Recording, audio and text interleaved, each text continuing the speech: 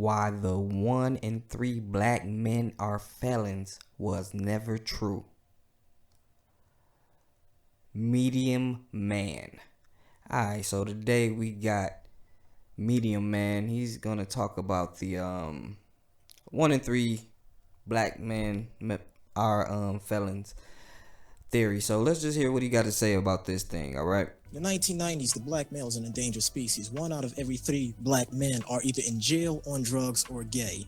And if 1 in 3 black guys have felonies, that's our fault. So I don't even blame her ass. It's our fault for bringing that woman on there and not checking her.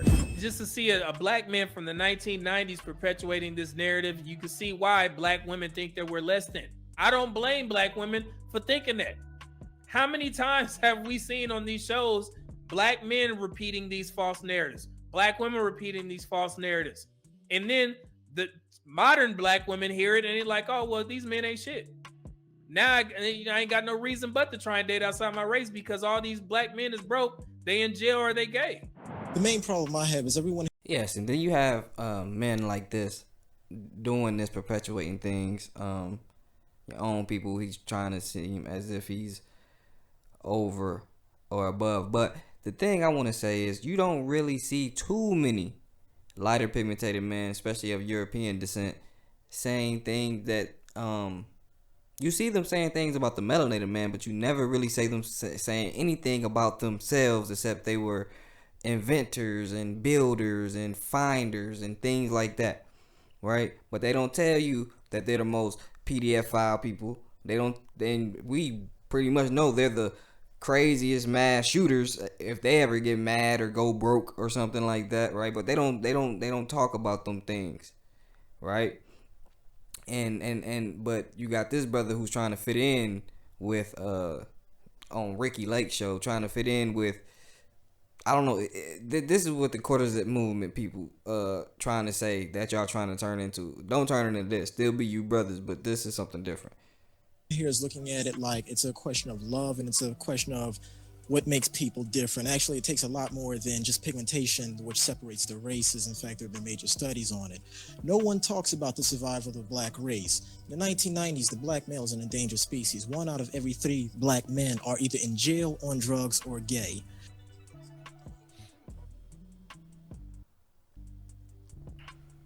Y'all hear that? Did y'all hear that? Where did that come from, guys? And y'all get mad for saying this, and for me saying this.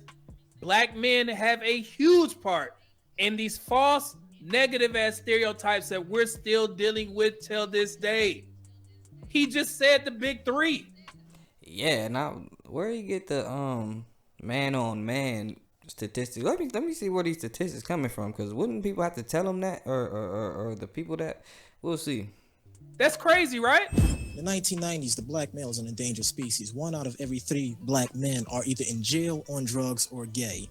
Now, sisters are going to, Look, they're shaking their head like, yes, let's put a pin in this right now. Because I don't want anybody in the chat leaving here thinking that dumbass shit is true. It has never been true.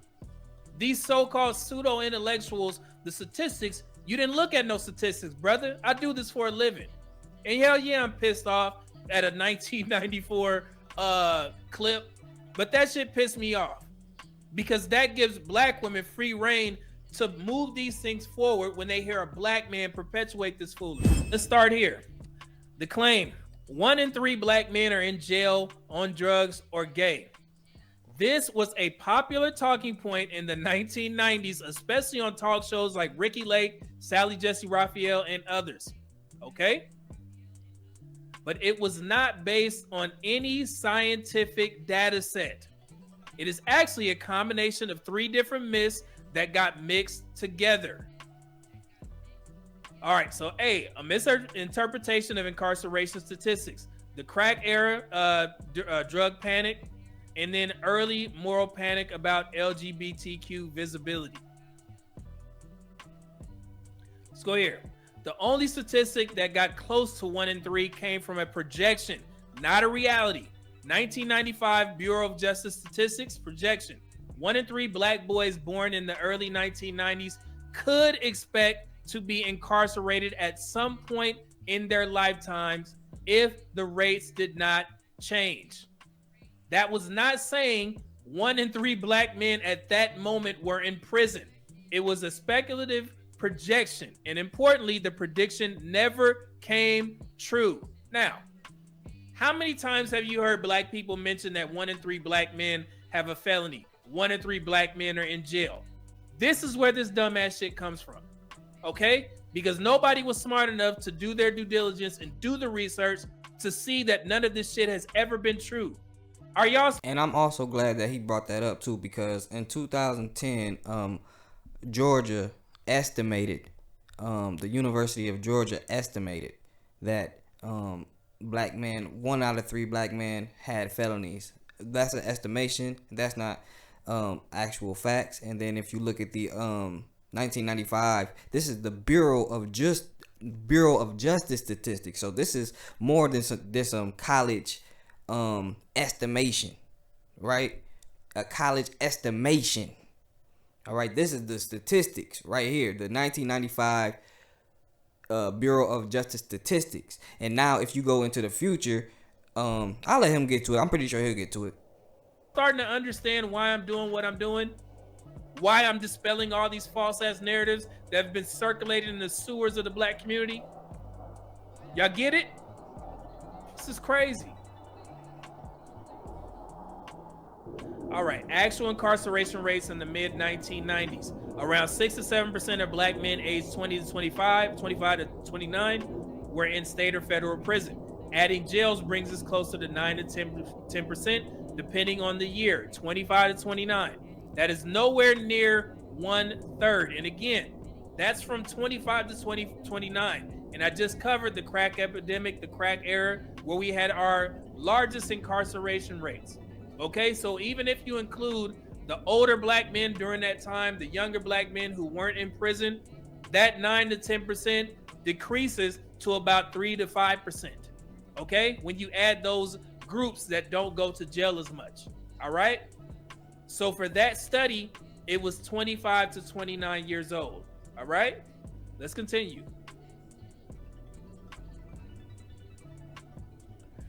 Let me bring this up.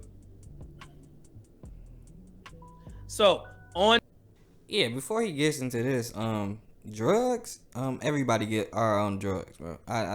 Every race is on drugs. Well, I'm not gonna say every race, but definitely black and white are on drugs, bro. So I don't even know why he would even say that, but we were just talking about the other stuff. But let's get that out the way really fast, because we should skip this part. Drugs, highly misleading.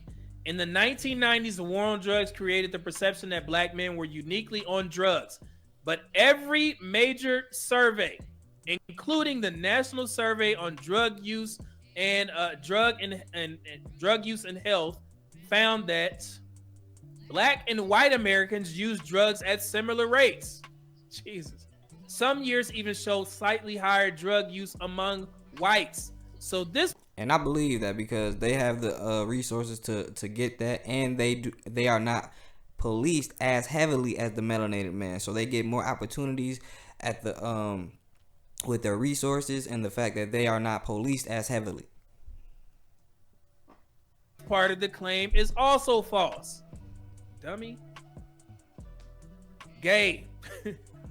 Totally invented statistic. There has never been a data set showing 1 in 3 black men are gay, 1 in 3 black men gay plus incarcerated plus on drugs.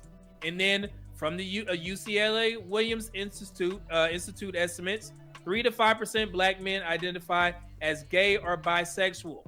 No. Thank you. That's what I was saying earlier. Like, who told him this? You got to tell somebody that you identify as gay or something to even have this information. So where are you getting your information from? And now we come to find out it's nowhere near this 1 out of 3 shit they talking about. Nowhere near 33%. And that's even a projection because of the fact that, we extrapolate that out for men. So real quick on how the health system works. Men who have sex with men, MSM, that is the umbrella for men, black men who are men in general, whoever, who identify as gay bisexual, or whatever else, and also the quote unquote down low black men. All of that is encompassed under the MSM population. So when we do tests and people come back positive for certain diseases, it gets filed under MSM because some black men don't identify themselves as being gay or bisexual. However, they had sex with a man. So that goes under the MSM category. Okay? That's why we adopted that, that acronym, or that, that phrase, because we do get all men come into the clinics and they'll say they had an encounter with a man, but they don't consider themselves gay or bisexual. So that's why we have MSM, men who have sex with men. Make sense? All right. So yeah, so in the Williams Institute, the study, the most recent one, I think it may have slightly increased, but it was 1.2 million. And that is predominantly the 1.2 million LGBTQ black population. 61% is black women, 39% is black men. There's never been a time that there's been more black men that are gay than black women. Black women actually outnumber all races of women's group in the gay department. Okay. Dang, I did not know that. Now that's interesting. But we're gonna stop it there. So he's getting in there. So y'all go ahead and check out the brother. He's out here dropping the truth, right? No estimation, no projections. Everything from the actual people who know the numbers, right? And shout out to the man, and shout out to the YM the most. We out.